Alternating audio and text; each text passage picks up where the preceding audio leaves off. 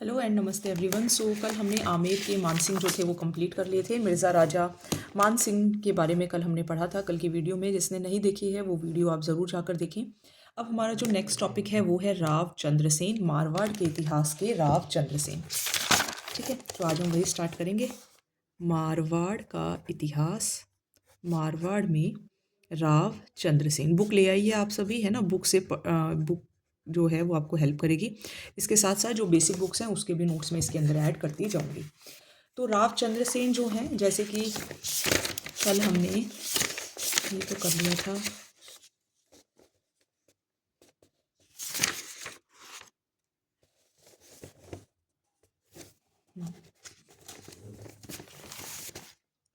Page number है 40।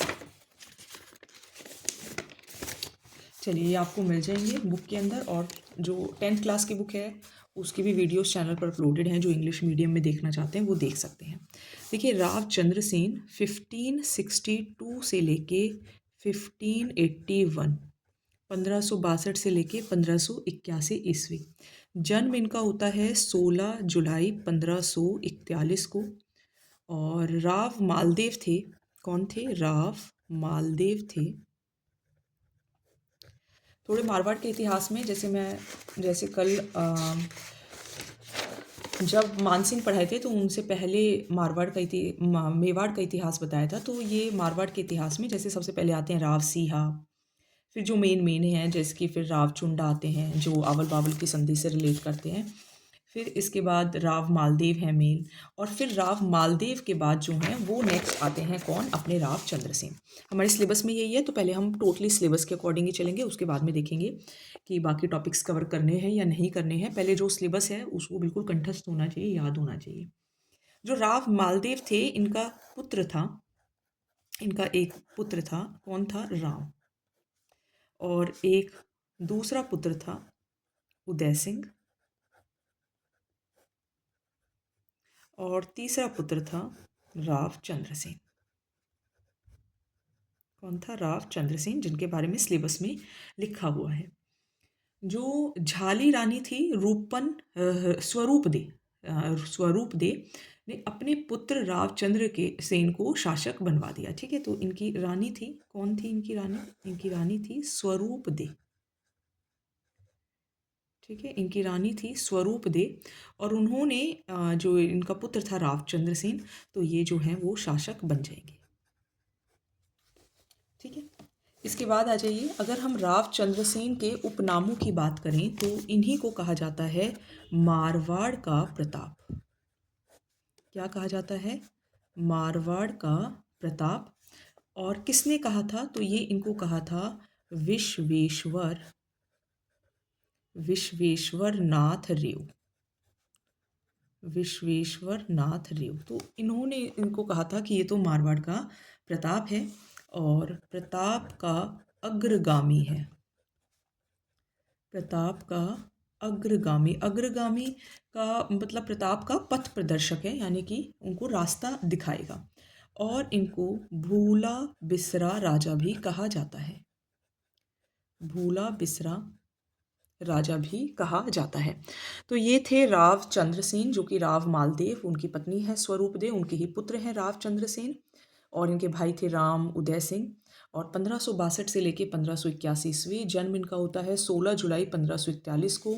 मारवाड़ का प्रताप कहा जाता है। विश्वेश्वर नाथ रेव ने कहा था। प्रताप का अग्रगामी कहा जाता है। भूला बिसरा राजा कहा जाता है। अब आ जाते हैं इनके युद्धों के बारे में। तो इनका पहला युद्ध जो है वो है लोहावाट का युद्ध। कौन सा युद्ध है? लोहावाट का युद्ध। कब? 1563 में। और ये किन के बीच में हुआ? ये इन दोनों के बीच में हुआ, उदय सिंह और राव चंद्रसेन के बीच में हुआ। और जो राव चंद्रसेन थे वो जीत गए, है ना। चंद्रसेन जो थे वो जीत गए। चंद्रसेन वर्सेस उदय सिंह, इन्हीं के भाई थे। और जो राव चंद्रसेन होंगे वो जीत जाएंगे। और 1564 में ये जो इनके बड़े भाई हैं राम, ये अकबर के दरबार में जाएंगे और वहाँ पर इनके खिलाफ क्या करेंगे, सहायता मांगेंगे। ये किसके पास भाग जाएंगे, ये भाग जाएंगे अकबर के पास। ठीक है, अकबर आई नीड हेल्प। तो ये अकबर के पास जाएंगे, सहायता मांगेंगे। तो जो अकबर होंगे वो अजमेर के सूबेदार हुसैन कुली खां। ठीक है, अब अकबर जो हैं वो किसको भेजेंगे, देखो उदय सिंह के साथ तो युद्ध हो गया, लोहावाट का युद्ध हो गया और चंद्रसेन जीत गया। इसके बाद जो राम है वो अकबर के पास गए कि मेरी मदद करो। और जो अकबर हैं वो किसको भेजेंगे, वो भेजेंगे अजमेर के हुसैन हुसैन कुली खां। हुसैन कुली खां को भेजेंगे। और ये जो हुसैन कुली खां हैं ये मेहरानगढ़ दुर्ग जो कि जोधपुर के अंदर है उसके ऊपर अधिकार करने के लिए भेजेंगे और ये दुर्ग पर अधिकार भी कर लेगा। और ये दुर्ग पर अधिकार भी कर लेगा। और फिर जो रावचंद्र सेन हैं इसके बाद भाद्राजुन, कहाँ, भाद्राजुन जालोर चले जाएंगे। ठीक है, तो ये थोड़ी सी कहानी थी, आई होप क्लियर हो गई होगी।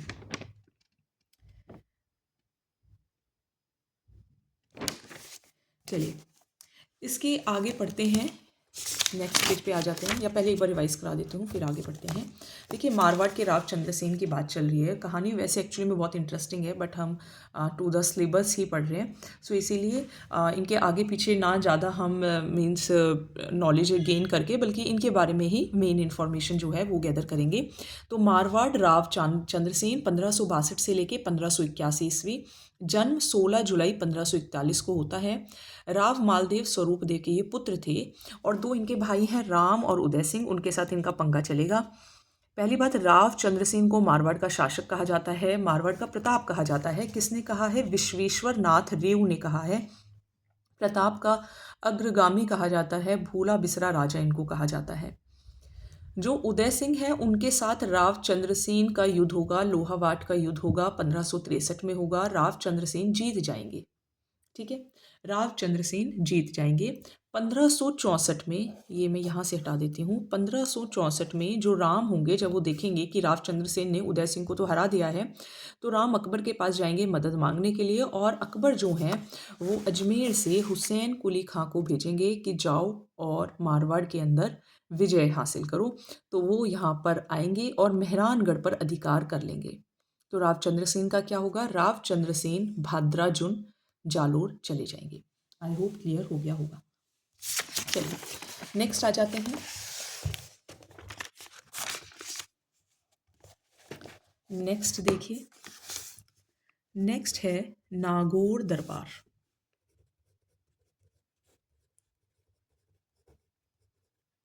नागौर दरबार कब की बात है, 1570 ईस्वी की बात है। 1570 ईस्वी में जो अकबर होंगे वो नागौर में नागौर दरबार लगाएंगे, है ना। ये मान लीजिए ये एक नागौर दरबार लग रहा है।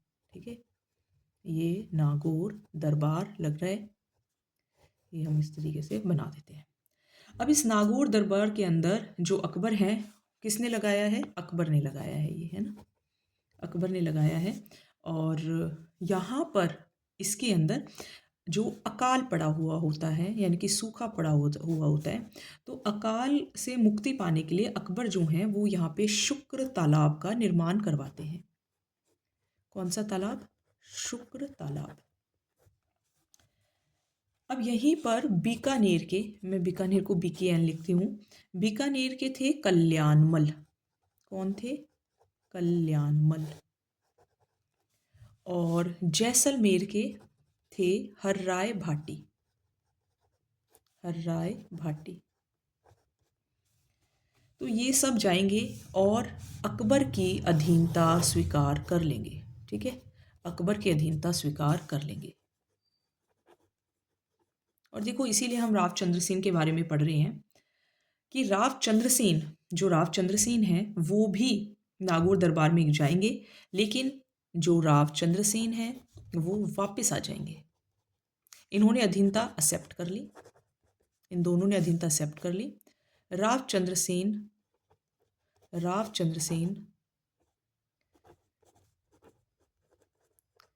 वापस आ गए। अब राव चंद्रसेन वापस आ गए तो 1572 में अकबर जो हैं वो ये जो बीकानेर के जो कल्याणमल हैं वो 1572 में जो कल्याणमल है उनको बोलेंगे कि अब से आप मेहरानगढ़ दुर्ग के मेहरानगढ़, क्योंकि भाई उन्होंने तो अधीनता स्वीकार कर ली है ना, तो अब आप मेहरानगढ़ दुर्ग के क्या बनते हैं, किलेदार बनते हैं। उनको किलेदार बना दिया जाएगा। 1574 में राय सिंह जो होंगे वो सिवाना दुर्ग पर आक्रमण करेंगे, सिवाना दुर्ग पर अटैक करेंगे। राव चंद्रसेन क्या करेंगे, राव चंद्रसेन क्या करेंगे, राव चंद्रसेन पहाड़ियाँ हैं, ये मान लो बहुत सारी पहाड़ियाँ हैं। कौन सी पहाड़ियाँ हैं ये, सारन की पहाड़ियाँ हैं, सारन की पहाड़ियाँ हैं। इसमें एक जगह है, मान लो ये एक जगह है और इस जगह का नाम है सचियाय। क्या नाम है, सचियाय। यहाँ पर चले जाएंगे और 1581 में राव चंद्रसेन की मृत्यु हो जाएगी। राव चंद्रसेन की मृत्यु हो जाएगी। इनका जो यहाँ पर स्मारक भी है, यहाँ पर स्मारक भी है, कहाँ है ये, पाली में है। ठीक है। राव चंद्रसेन जो भाद्राजुन गए थे वहाँ पर, यहाँ पर जब ये भाद्राजुन गए थे तो यहाँ पे ये अपनी सेना भी बनाते हैं, ये भी पॉइंट ध्यान रखिएगा। जब जालोर गए थे सेना का भी निर्माण होता है, यहाँ पर सेना का भी निर्माण होता है। ठीक है। एक पॉइंट और है इनके बारे में ध्यान रखने वाला, राव चंद्रसेन के बारे में, कि धन, ये मैं धन बना देती हूँ, है ना, ये मान लो 500 का नोट है। ठीक है। धन की कमी के कारण जो राव चंद्रसेन थे उन्होंने महाजन, मतलब इनकी कमी है ना, ये कमी है, तो जो महाजन वर्ग है उनसे लूट की थी और जो राव चंद्रसेन थे वो आम जनता में अलोकप्रिय हो गए थे, क्योंकि इनको लूट लिया गया तो ये अलोकप्रिय हो गए, यानी कि लोगों को पसंद नहीं आए। अकबर ने जब चंद्रसेन की मृत्यु हो गई तो उसके बाद मारवाड़ को, इसके बाद मारवाड़ को 1581 से लेके 1583 तक खालसा घोषित कर दिया, खालसा घोषित कर दिया, जिसको कहते हैं मुगलों के अधीन, मुगलों के अधीन इन घोषित कर दिया। तो ये था अबाउट राव चंद्रसेन। राव चंद्रसेन के बारे में देखो, पढ़ने से पहले बहुत कुछ हमें मारवाड़ के बारे में भी जानना चाहिए, लेकिन मारवाड़ के बारे में हम तभी जानेंगे जब हमारा मेन जो सिलेबस है वो कंप्लीट हो जाएगा। पहले हम अपना मेन सिलेबस करेंगे और फिर इसके बाद थोड़ा बहुत मारवाड़ के इतिहास के बारे में पढ़ लेंगे। पहले जो सिलेबस है उसी को हम जान लेंगे। एक बार मैं क्विक रिविजन कराऊंगी and then we will end. Marwar के राव चंद्रसेन थे 1562 से लेके 1581 ईस्वी। 16 जुलाई 1541 को इनका जन्म होता है। राव मालदेव और स्वरूपदेव के पुत्र थे राव चंद्रसेन। इनके भाई थे उदय सिंह और राम। राव चंद्रसेन को मारवाड़ का प्रताप विश्वेश्वर नाथ रेव ने कहा था, प्रताप का अग्रगामी भूला बिसरा राजा इनको कहा जाता है। इनकी लड़ाई होती है दोनों भाइयों की, जिसको कहते हैं लोहावाट का युद्ध, 1563 में होता है और चंद्रसेन जीतते हैं। तो इनका जो भाई है राम वो अकबर के पास जाता है मदद मांगने के लिए, और फिर वहाँ से अकबर जो हैं वो अजमेर के हुसैन कुली खां को भेजते हैं कि जाओ मेहरानगढ़ दुर्ग पर अधिकार कर लो, और ऐसा हो भी जाता है। और राव चंद्रसेन भाद्राजुन जालोर चले जाते हैं, वहाँ पर सेना का भी निर्माण करते हैं। ये था अपना लोहावाट का युद्ध।